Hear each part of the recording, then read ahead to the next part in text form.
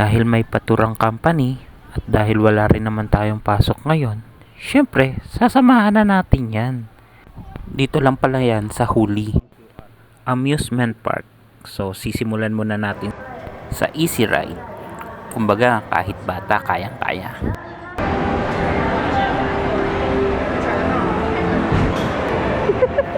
Eto, enjoy naman sa pagpapatakbo ng go-kart, kaya goods na goods. Level 1? Okay. Pagkatapos ng easy ride, syempre, itong moderate ang itatry naman natin ngayon. More on water activity. Masasabi ko, moderate lang. Mababasa ka nga lang. 又转回来了。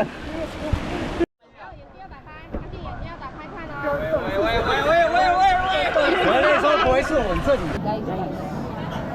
Dito na tayo kung saan maraming tubig. Second water activity, let's go! Kung kanina, pabilog yung sinakyan natin, ngayon naman, parang bangka na pahaba. Yun, habang naghihintay tayo ng sasakyan natin, nakita natin yung mga kasamahan natin sa trabaho. Moderate level din lang pala to. Kumbaga, mababasa ka nga lang.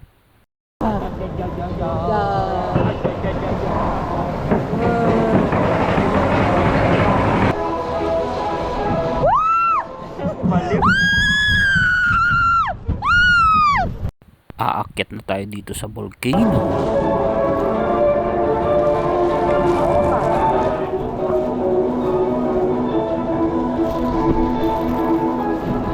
Tataas na tayo mamaya. Ito na ang final drop. At syempre, final na mababasa ka na lahat.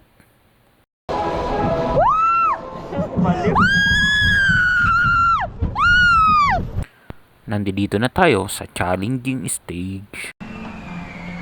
Yes! Tikwas na agad. Guys, tara. Parang moderate lang naman to. Pero ang problema, malakas ang hangin.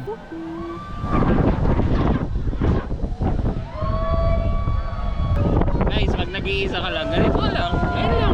Yan yan.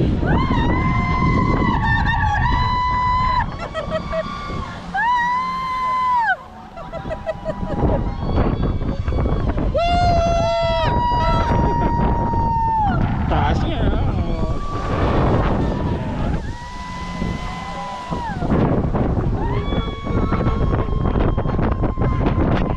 Talagang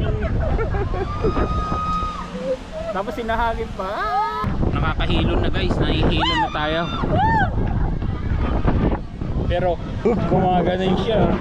Medyo pabagsak yung pagbaba niya, kaya medyo nakakagulat.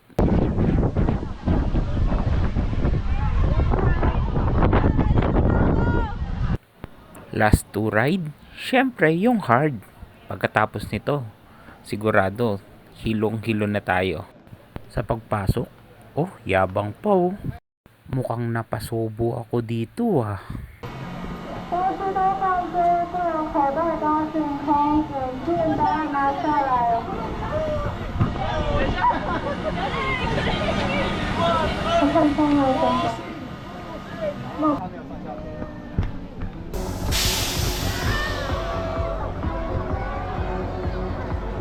先放一下车车，闻一下车车帽，放轻松，不用紧张哦。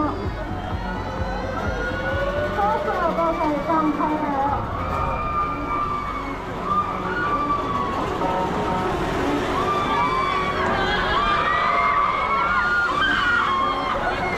前面还有公车360度转直了。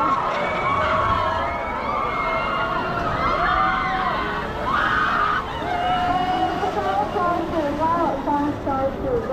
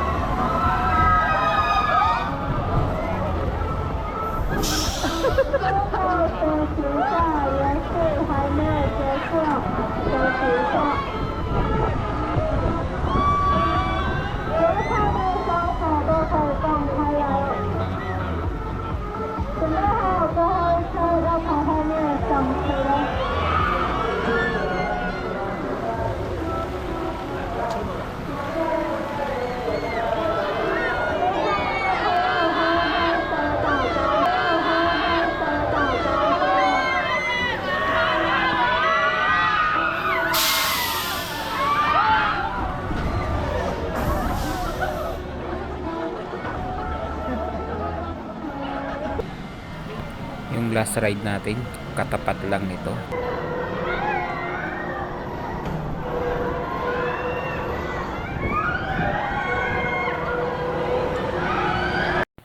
Meron pa yung most extreme, pero hindi ko na kaya. Nahilo ako guys, nahilo ako.